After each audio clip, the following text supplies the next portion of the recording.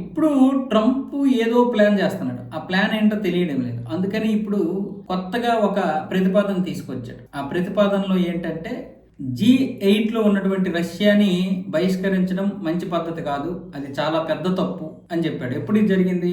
2014లో క్రిమియాని ఆక్రమించిందనే ఉద్దేశంతో రష్యాని G8 నుంచి తీసేశారు. మరి ట్రంప్ తరువాత అధికారంలోకి వచ్చాడు, అప్పుడు మాట్లాడలేదు. 2016లో అధికారంలోకి వచ్చినప్పుడు ఇప్పుడు మాట్లాడుతున్నాడు. అది కూడా సంవత్సరం అయిపోయిన తర్వాత మరి ఇందులో ఏం ప్లాన్ ఉందో తెలియదు. రష్యాని బహిష్కరించడం చాలా పెద్ద తప్పు అని చెప్తున్నాడు. ఆ తర్వాత అది G7 అయ్యింది. మళ్ళీ ఇప్పుడేం మాట్లాడుతున్నాడంటే అమెరికా ఆధిపత్యము ఎక్కువ రోజులు కొనసాగదు, అది కరెక్ట్ కూడా కాదు, ఇది అసాధ్యం కూడా.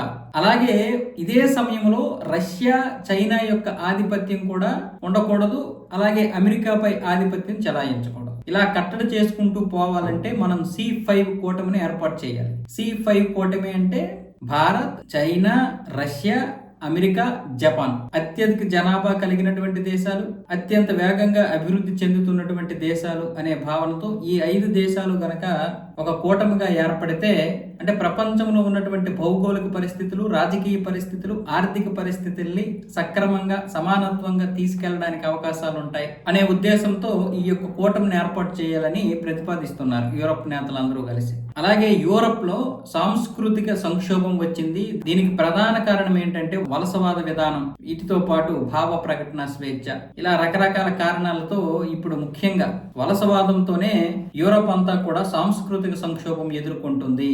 దీనికి కూడా ఇప్పుడు మనం ఒక ప్రత్యామ్నాయంగా ఒక పరిష్కారం చూడాలి. కాబట్టి అమెరికా ఆస్ట్రియా, హంగేరీ, ఇటలీ, పోలాండ్తో మంచి సంబంధాలు కలిగి ఉండాలని కోరుకుంటుంది.